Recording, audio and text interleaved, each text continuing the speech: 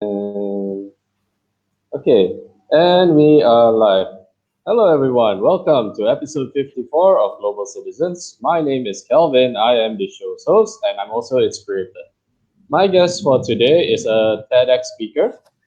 He is also notably one of the most known individual who would have would have put the title nomad in all of his introduction card.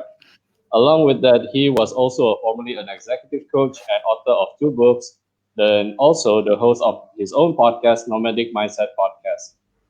Formerly, he was an elite choreographer to work at Olympic figure skating, and yet, surprisingly, out of all of his past accomplishments, the one that I am most surprised is that he is actually a Caucasian who is living in an HDB in Singapore. And so, without further ado, please let me introduce Mr. Kevin Cottam. Hi, Kevin. How are you? Welcome to the show. Thanks very much, Calvin. It's really great. I want to say one thing is that when I first came to Singapore, is that people would say, "What is your name?" And I'd say, "It's Kevin." They said, "Oh, Calvin." And I say, "No, it's Kevin." And they say, "Oh, Calvin." And then I say, "No, it's Kevin." And they say, "Oh, Calvin." And then I say, "No, there's no L."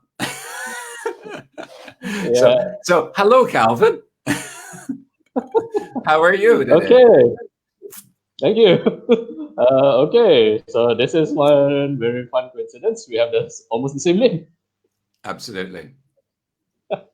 All right. Okay. So, all right, Kevin. I hope I do enough justice for your introduction, but maybe you want to elaborate a little bit more on yourself.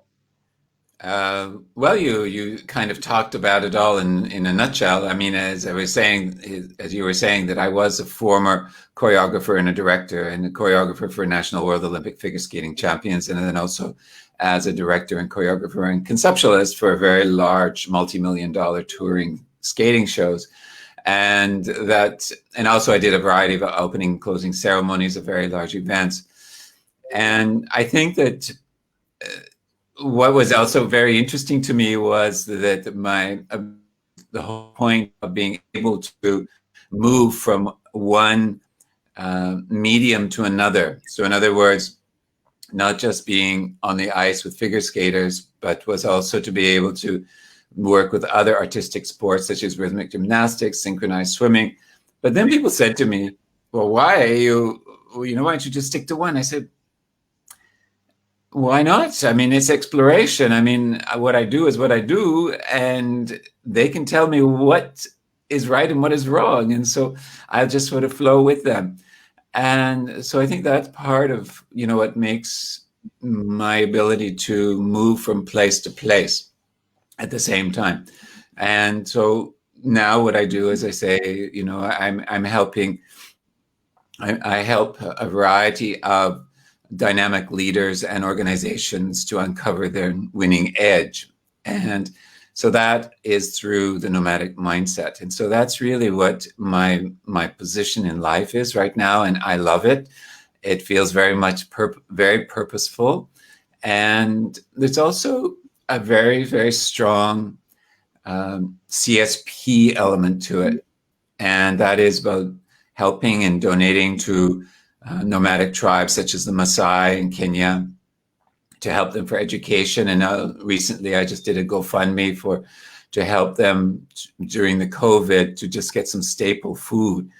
And that's been very successful. We fed over 500 families. And so it's been wonderful to be able to be part of that. And so that's what I kind of do these days. And Okay.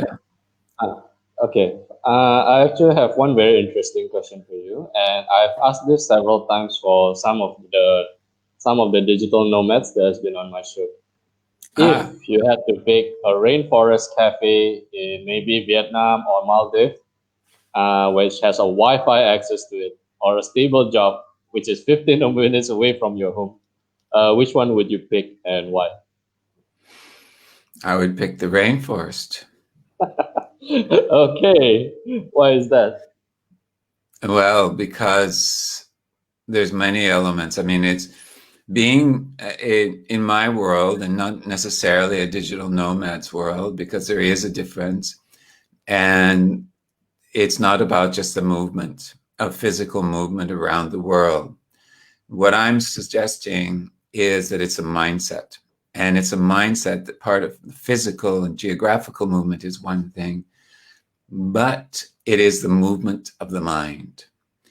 And that's that nomad moving around from place to place and very dynamically moving, whether it's slow or fast or in between the speed. But the reason that I would choose the rainforest is because it has the interconnectivity, not only of the digital world of technology and internet, but it also has the universe there. It has animals, it has the air, it has curiosity, it allows you as an individual to expand inside of yourself, the own inner geography within you. And I think one of the challenges for most of us today is, and what was really the context of my book, is that we become too narrow in our thinking, and that we must expand. That's not just in the thinking pattern, but it's also in the physical pattern, is that we must expand the space within us. And that can only become when we really, really interconnect with nature, with animals, with people, with our mind, our heart, our gut. Everything is interconnected. And so that's why I would choose that fabulous forest. Okay, fair enough, fair enough. Okay, so from your accomplishments, your careers, you work with I believe among some of the choreography you've done for Cirque du Soleil, even in fact for Disney on Ice, I think in its earliest infancy at that time. And you yourself are a former figure skating champion. Along with that, you have a lot of speaking engagement and all of this stuff. Mm. So for all of this life that if everyone on the outside will see as a success, why do you decide to choose this global nomad mindset, global nomadic life? Because the thing is that I've seen some of your past work. You were in Morocco, you were in Masai, you were living amongst the Tibetans in Mongolia, yes? So all of this is not exactly, well, people will see it as, oh, okay, this isn't a city life. This seems like a really, really difficult life. So why that? Why that suddenly? Well, you used the word difficult life. Yeah. Yeah. I believe, and I think that COVID has certainly shown us that we are too comfortable. Yeah. And when you get comfortable, you start to narrow in on your thinking patterns, generally speaking, because everything is just is easy. You just become a little bit too laid back. You get used to all of that, and there's nothing wrong with it. It's absolutely fantastic. However, what it tends to do is it stops your curiosity a lot of the time. It stops a lot of your exploration. It stops a lot of your expansion of knowledge, of people, of the whole interconnectivity of who we are as individuals. We're not just us. We are full with everyone. We are part of that. So success is in the eye of the beholder, right? And yep. And many people say success is related to dollars. And to me, success can be an adjunct to it. It's what comes perhaps with it. It doesn't always. Success can be simply by finishing off a painting of in your house. That's successful because it's finished, it's done, it's completed. As I said earlier, is that I don't like to, in my life, stay still. And that means my book says never settle for too long. Yeah. So in other words, never settling for too long means reaping the harvest for a certain length of time. And then when it becomes too much, too settled, and you're not learning, then it's time to move on. What I learned from nomadic cultures was that they move on for survival, right?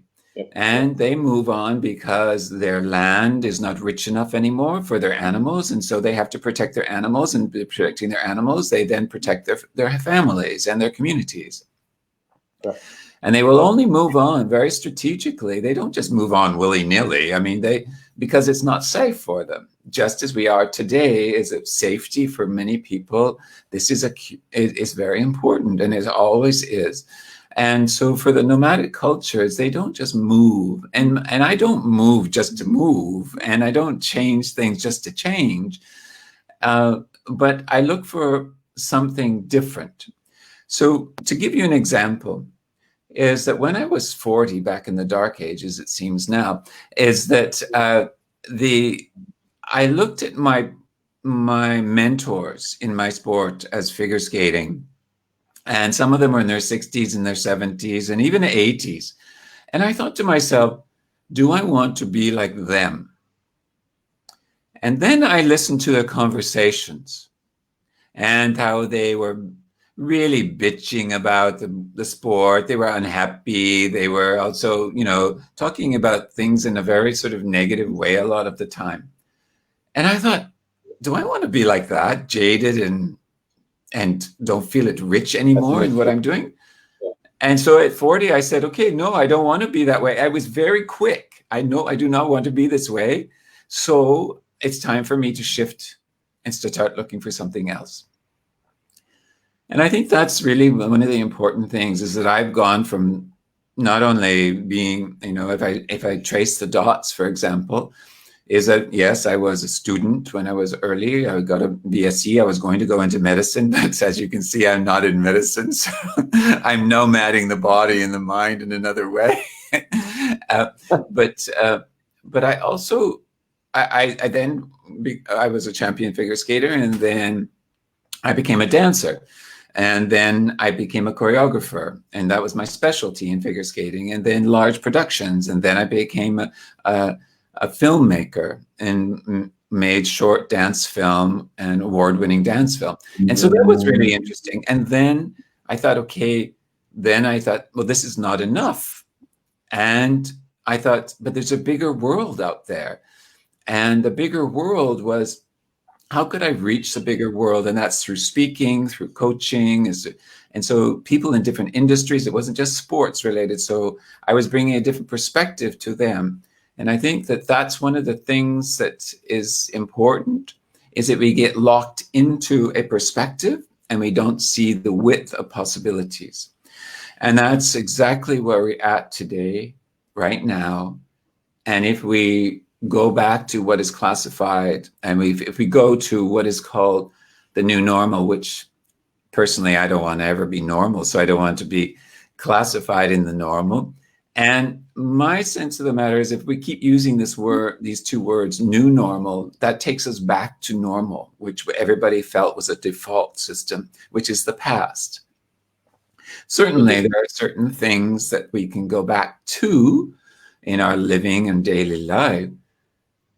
But the world has shifted immediately into technological industry 5.0. In fact, maybe for industry 5.0 is not there anymore. It's 6.0, because we don't even know at this point. And so it's not normal, and it's not new. I mean, it's not a new normal. It is a new world. It's a new age that we've come into. And so it takes all of us to look at things from a brighter horizon. And that's why I say we need to go nomading. And when I say nomading, that means movement. Okay. Right? All right.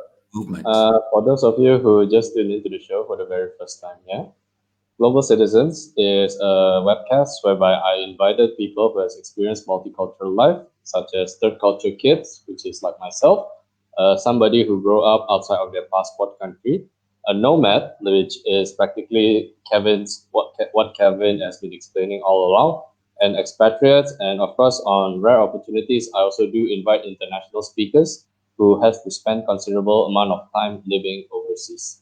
So why I invite these individuals is because I want people to actually see what is the difference.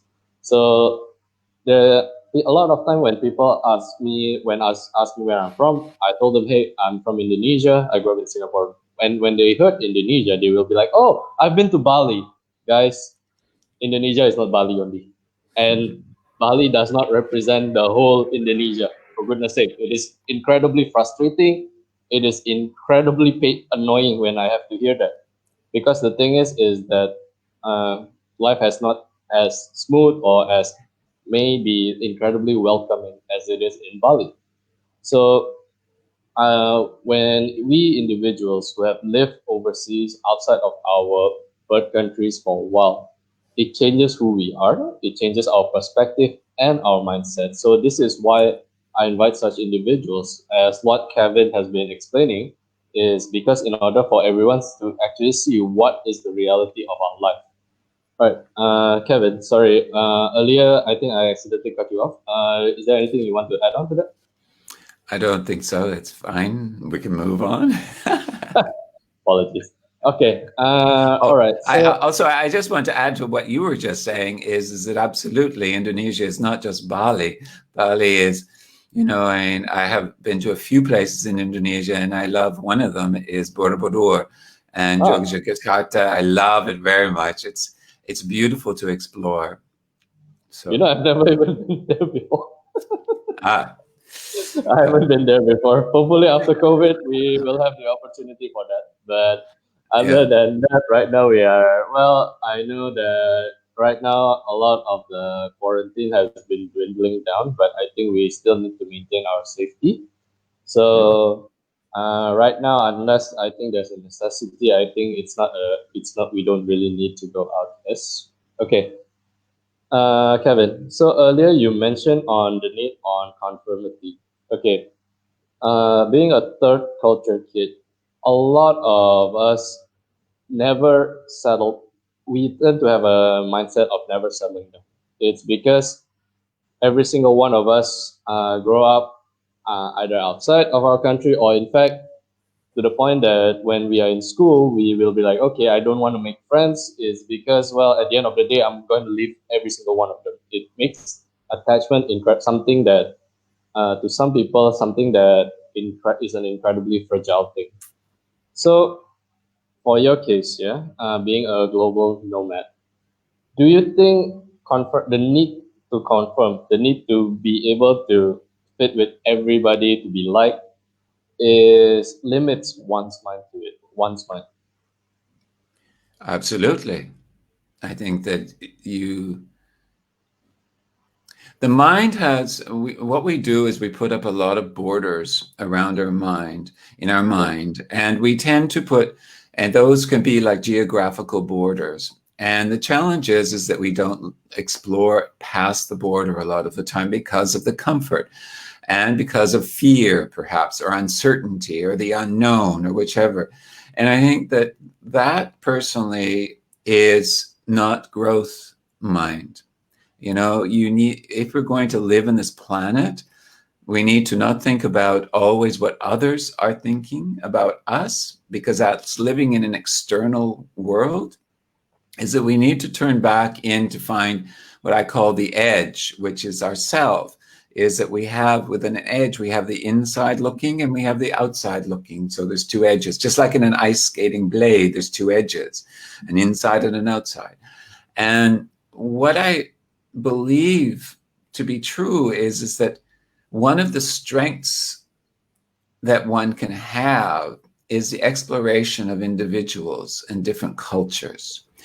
And remembering that cultures are centered around, a lot of the time, their language.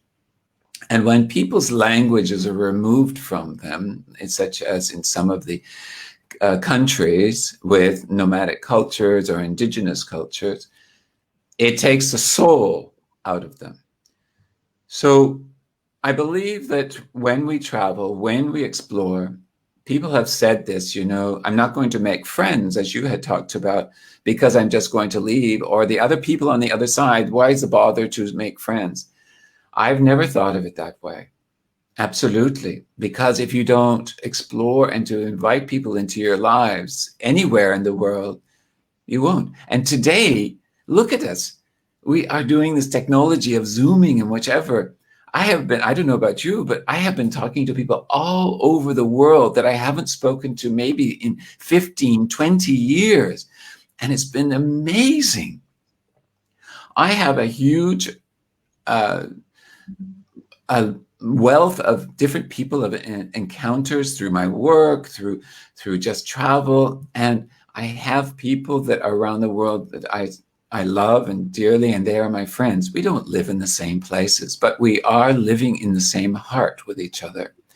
And I think that's the most important thing, is living together in the heart and that interconnection.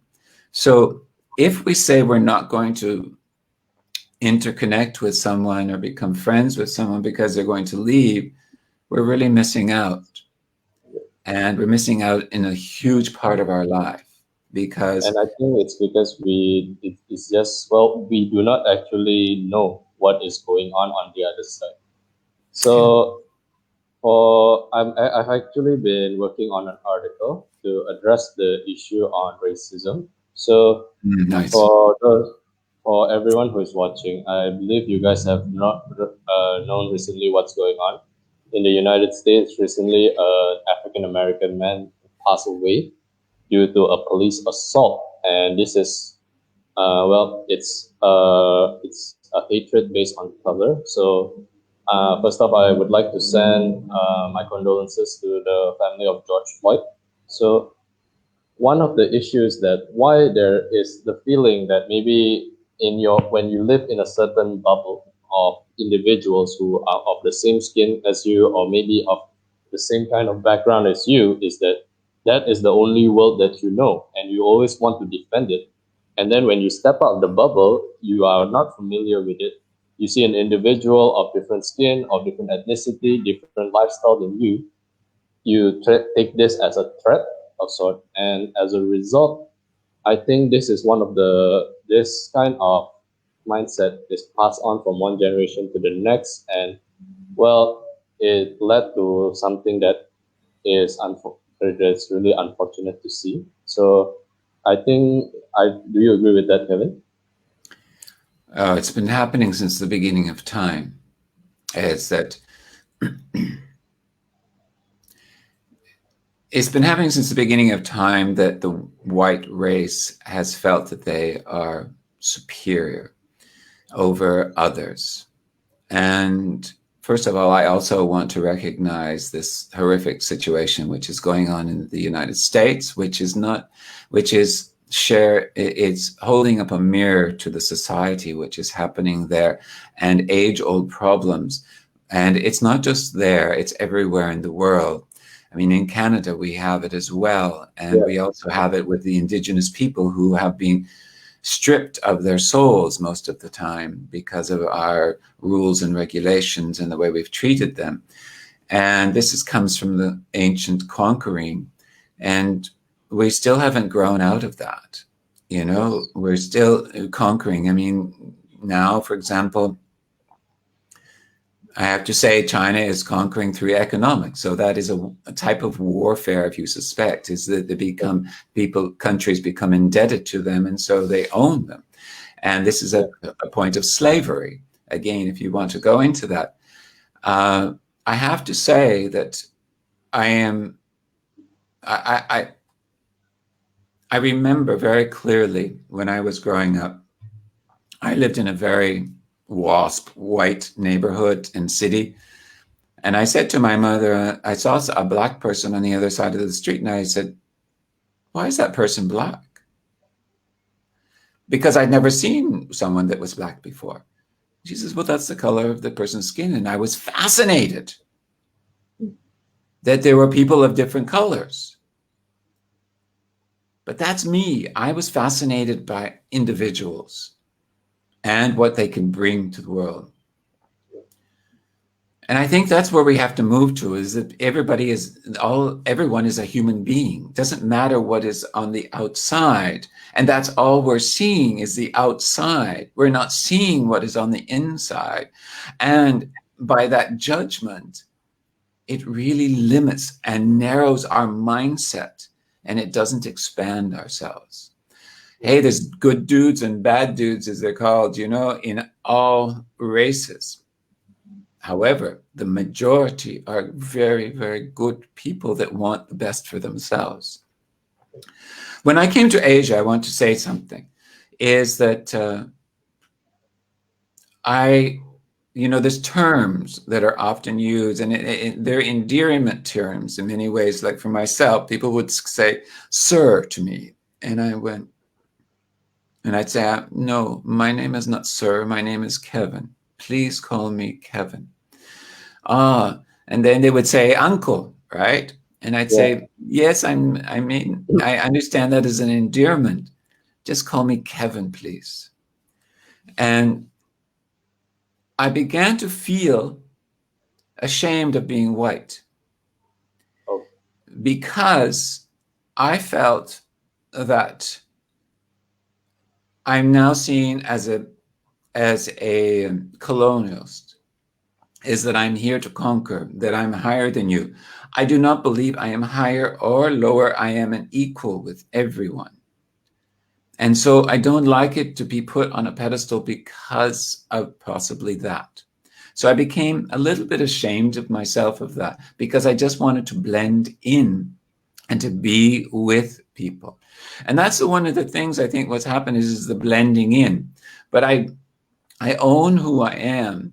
I just don't want to be treated in a different way than someone else. And I don't want to treat someone else in a different way. I want to treat them because of the human part of them. Doesn't matter what they are. And so I think this is what we're missing. We miss completely. We have judgments, opinions, but those opinions are generally handed down through families, through cultures that say no, and through politics especially. They love to divide a lot of the time instead of unite, as we see in the United States with the non-leadership that is there. So I personally, as I said, you have to look beyond skin to the heart and to the individual, because that's where you find the jewel, the gold, the magic. It's not on the outside. We have become a society all over the world of plasticity, of what is on the outside is the most important thing, but that's absolute crap. You, Calvin, I see you as an individual, as a human, as a person. I want to say one thing that was very important to me when I was doing my nomadic research. And one could say, okay, there is racism here. So I went to Mongolia and I spent time with Mongolia. So that's Asian, and they were Buddhist. Then I went to Kenya, and Kenyan, most of them are Christian, or they don't have a religion. They just believe in the universe, and they're black. Then I went to Morocco, and they're Arab, so they're Muslim. But they're some of them are very dark and black because of they're coming from different parts of Africa. But they're not necessarily black people. They are Arabic people a lot of the time. So consequently, there was the three. So I was having in the tea ceremony with the master tea man, and he said to me, I was asking all sorts of first world questions, which is often some of the most difficult thing to do and figure out, well, what's the answer? But what happened was he asked me, because he found out that I had been to Mongolia and to Kenya, and he said, what makes us similar? He didn't say what makes us different. I was taken aback by that question because I hadn't been asked it before. And I said to him, it's your humanity is what makes you similar. Internally, the qualities and what you want and happiness are exactly the same across the board. So what is that saying? To the point of racism. You can go to different parts of the world and different colors and different races and different religions, and the base of all of it, and the base of us is the same. And you have to get down to the layers of what is the same, because people say, oh, no, that's not true. And it possibly is not true in some cases. However, that is my finding and my realization, is that, it said that, in the Bible, it said God created everyone as equal. So why are we making constant differences through all of time? Okay, Kevin, how have you handled a reverse culture shock? So the thing is apologies. Earlier you mentioned on how uncomfortable you felt. It's because being a white man, of how the stigma that outside of your borders has been treating you. So how have you handled reverse cultural shock though? Like when you return back to, I believe you're a Canadian, yes? Yeah. So yeah, when you return back to Canada and after you have been exposed to all of these differing mindsets and ideology, and then you are back home, whereby you met your family members who might not have experienced such issue, and well, as a result, they are who they are based on what they know. How have you handled it? Um, there is a moment of integration again, right? There's that cultural Yeah. integration, the cultural steps of, everything seems foreign at first. Even though it's not foreign, you're used to it, but it just seems foreign in some sort of off way. The way things are done, the way people think. And so part of my world is, and I think that's one of the biggest things about being nomadic and about being and moving to more of an expansive mind is the concept of observation and listening. Is that what I found with nomadic cultures and a real practice, and they just exist. They're able to be very still, very alert, listen, and observe all at the same time. Most of us have a hard enough time to do one at a time, but they're able to to do this. And so when I come back, I observe an awful lot and I listen. And it's slow, but it doesn't take me long to kick in. But I don't agree with everything that's going on, and I certainly don't agree with things that people are saying. So, for example, at a dinner party one time, this guy was saying, "Oh, I go to the market and I sell my antiques and things like that." And a Chinaman came to me, and I said, "Yes." And he wanted to buy this, and he kept on bartering and bartering, and he didn't buy, and he didn't buy, and he didn't buy, and he didn't buy. And he said, I was getting madder and madder, and because of his attitude. And he said, "Oh, I don't know why he doesn't just go home back to where he was." And I went, I said, it's possible that you don't understand his culture and Yep. the way that he's been brought up and the way he maneuvers in life. And I said, one of the things that's very important for all of us is to understand that we all come from a different fabric in many ways. And so consequently, we're like a tapestry. And so consequently, we need to be able to observe, where did this person come from? What are his cultures? And that is not in the mindset of most people to think that way, because you just move along on your own way. Anyway, in the conversation, I think I calmed him down a little bit, but I said, I would suggest for you to look and see how they do business, how he thinks that he can do business as opposed to you. And then once you understand how he does business, is meet him in his world and then pull him to what your world is, and to be able to see the combination of how it can work. And if it doesn't work, it doesn't work. But the point is not to go ranting and raving. It's about seeing, observing, and getting into the other shoes if you can. So that's what happens with me. And And then eventually I get into the realm of life, and you just sort of go along. But it takes an integration, a reintegration, I suppose, or a new integration each time. But it's pretty fast.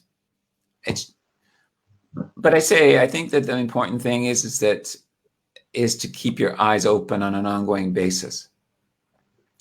In Canada, we have a silent racism, I call it.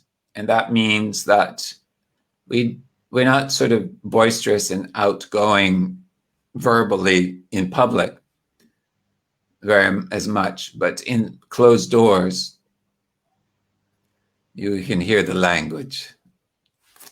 So it's annoying and upsetting to me on an ongoing basis, but it takes us that see a difference to speak up. And that's exactly what the people are doing. They're speaking up. And what happens when people speak up is governments don't like it, generally speaking, because they know they become afraid that they are losing their power. It shows the weaknesses within them. And so it's very typical to go to force. And that doesn't work either. It may work momentarily, but the natives go crazy ultimately. Okay. Give me a second, because on my notes you've jumped up several of my questions. Well, it's based on facts, but yeah. Okay. So in my findings when I was doing my article, there are three issues that I feel need to be countered in regards to cultural differences. Firstly, is the environment you grow up in. It's because, well, unfounded hatred, which is the root of racism, is something that is passed on from one generation to the next. There has been hopes of, well, for it to dwindle down, especially with more interracial relationship.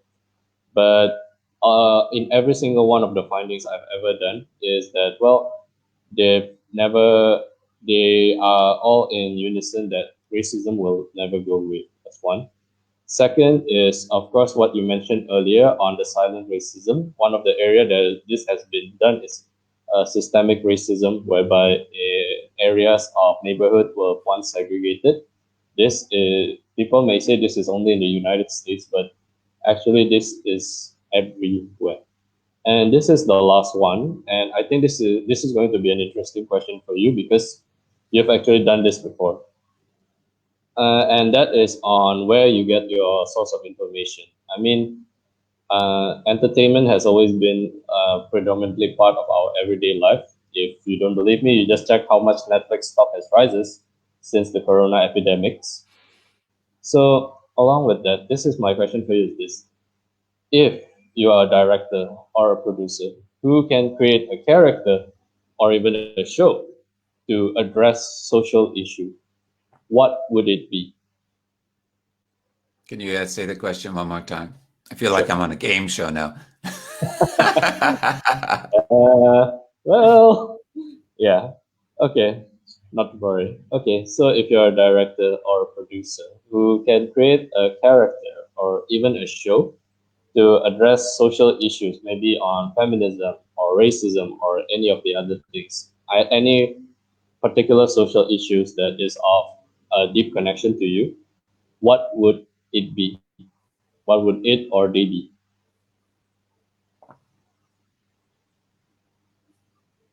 That's a really great question, actually. And for me, it would be what first comes to mind, because of where I am now.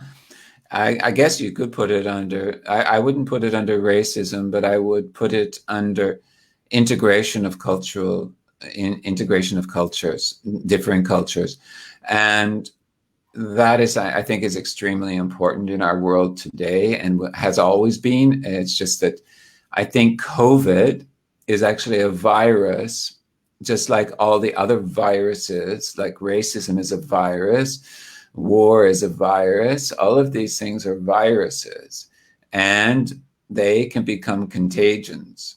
And as we all know, that racism is a contagion, silent or outward, right? So I think that we need to find the tolerance, and the only way we can find tolerance is integration and meeting other people and exploration, so that we do. So when we travel, take travel for once. If we ever, what will it look like? Not now, but in the new futures.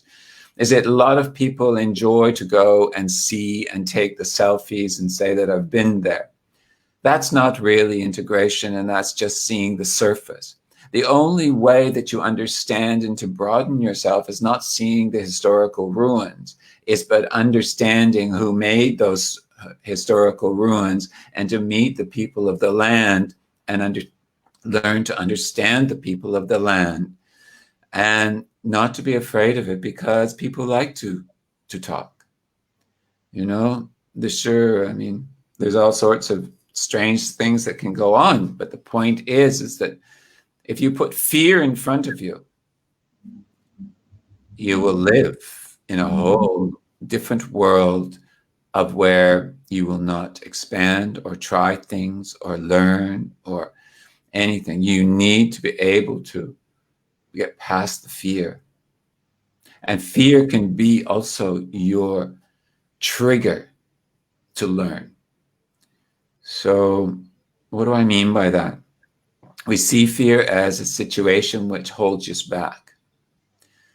And fear can be actually the momentum that you need to get over the line. I often say that you need to put the key in the door, unlock the door, open the door, and walk through the door. If you stay on one side of the door and close it again, you'll never know what's on the other side. And that can be fine, but then don't talk about it and don't let it be.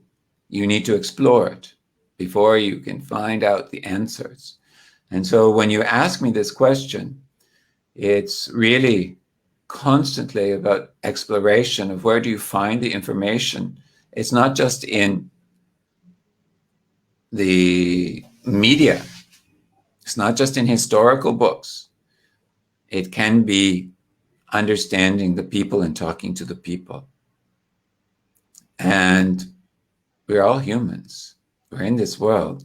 Just chat with us, find out, be open. And I know it's very difficult for people, very, very difficult for some because of their cultures. However, if we don't see the door and to open the door and to move through it, we will never know. It's the same right now. It's the same, and it'll keep repeating itself until we wake up. Wake. Hello, is anybody in there? Okay. This is actually going to be my final question. It's actually inspired by a friend of mine who is going through some troubling times now. Mm-hmm. So earlier you mentioned on the analogy of putting a key through the door. Mm. I'm going to borrow a quote from the movie Doctor Strange. Yeah. A lot of times is that people are presented with, you look at the keyhole and then you want to imagine the keyhole to be bigger, or in fact to release the door or something whereby every possibility opens up for you. But when you are presented with the opportunity, you are afraid of it, and as a result, you reject the possibility of it. Now, for your case on this is that, what is the thing that, what would you advise to an individual now who maybe want to open the door? But the thing is that they are afraid to open the door. For your case is because maybe if we present it in a real life scenario, yeah, they want to do what you're doing, a global nomad lifestyle, or maybe they are, as what my friend is experiencing, to actually now at the cross points of their life, and well, they are afraid of everything, of maybe if they go away, something will happen to their family, or maybe is that they will be missing out on any opportunity in life. Yeah, okay. Great question again. And Thank you. what can I give my example? Sure, please. So my example is this. When I started to, I didn't, what I was doing, what I was looking for a subject matter to speak on. And I have a mentor named Frederick Harron. And we had a meeting, and I had told him that, I just realized that my brand is that of a global nomad.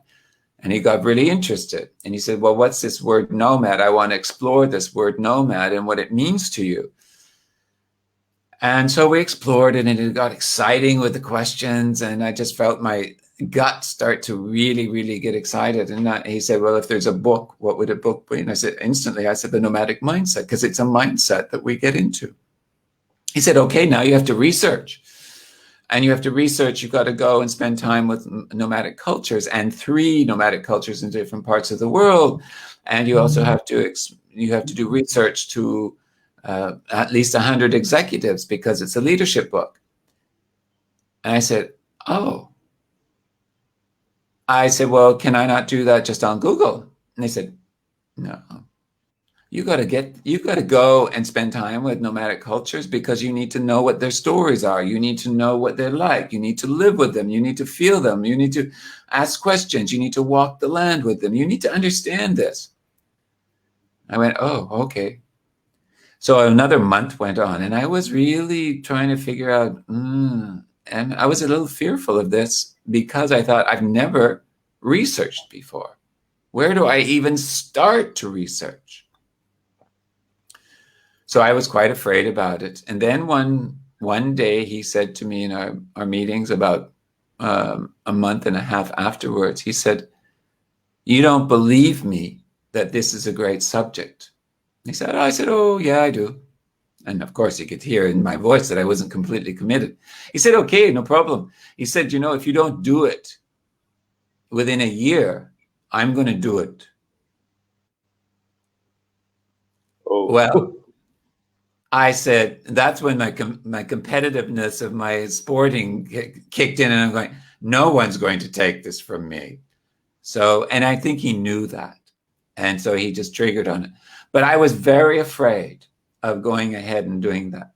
And that was a false fear, because everything fell into place after that. So we have fears. Absolutely. I have fears. I mean, people have asked me, well, weren't you afraid of your safety to go somewhere? And I went, not really. I said, I had really great guides, and I had really great people. The other thing was also, I can also share with you, I have a chapter in my first book called Fear. And I went along in my book writing, and all of a sudden I stopped, because I became so fearful. I had all of this mind messing in my head going, why are you writing? Nobody knows you. Nobody really cares. Nobody, you don't know how to write. You failed English literature. Why are you writing? And so I stopped. I got paralyzed completely. And then about a year later, because I'd stopped it for a year, I was at a beach in northern Belgium. And I was sitting there with a friend of mine, and I was watching the beach. And all of a sudden, my fear went away. I said, it's like the water flowing in and out. You have put a blockage of what is possible. And so after that, it just went. It lifted. It was like a cloud that lifted. And I just stepped over the line and through that door, and I just took off, and I finished the book. But the point is that we put up fears which are false. Generally speaking, the majority, 99.9%, are fabrications of our mind or culture or whichever. And that's really, what does that do for you? It doesn't do a lot for who you are and your potential of who you are. I believe that every single person has an incredible jewel within them. It doesn't have to be the biggest billionaire, but they have a jewel of a message. And it could be anything. I mean, and that is what I do, is to help people pull that jewel, that edge out of them. And that's the most important thing for me in life. Doesn't matter what color you are, doesn't matter what race you are, doesn't matter what religion, doesn't matter anything. Everybody has that jewel.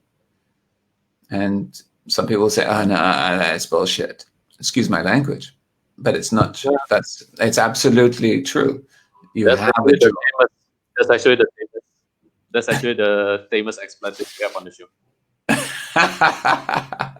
So anyway, I don't know, that's a long answer to the question that you asked me, but I'm good at speaking, I suppose, or talking, something going on and on. But I hope that answers your question. Yes. Does it? It does. All right. So that's actually all the time we have for today. So first off, I need to thank Kevin for spending his time for this, and of course to these individuals who have lived a life. So it's Vanessa Rani, Miss Kritika, and Fuji. So thank you so much for living a life, and for all those of you who have tuned into the show. Um, so along with that, I'm actually creating an upcoming article on Medium. It's being proofread, and by next week it will be out. So yeah, do watch out for the articles, and of course, if you guys have anything you would like to ask Kevin, please do so. Kevin, anything you want to mention? Maybe on an upcoming book, or even your current. Yeah, I mean, I can show what the book looks like. I mean, this is the book, and it's on Amazon. If you want to contact me, you can contact me at www.thenomadicmindset.com. I'm in the process now of, I'm going to be doing a webinar coming up, so stay tuned. You can connect with me on Facebook. It's Kevin Cottam. And I will be doing a webinar which is about the nomadic mindset and as an introduction to it.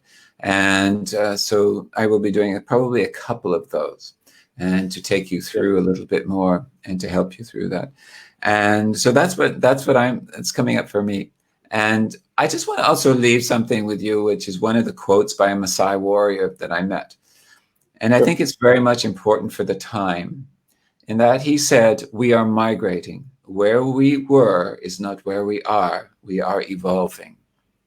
And I think that's exactly the truth right now. And it always is the truth.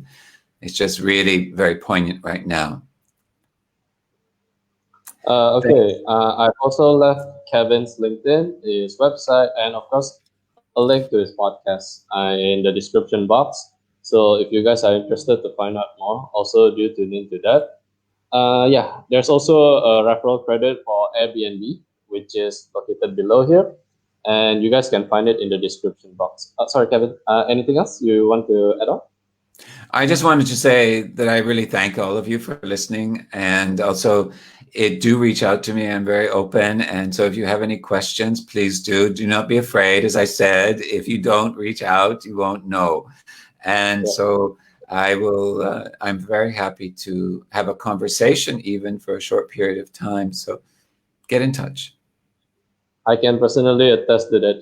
He is one of the friendliest person I've ever met, and he is one of the most curious learner I've ever met. I'm very happy for that.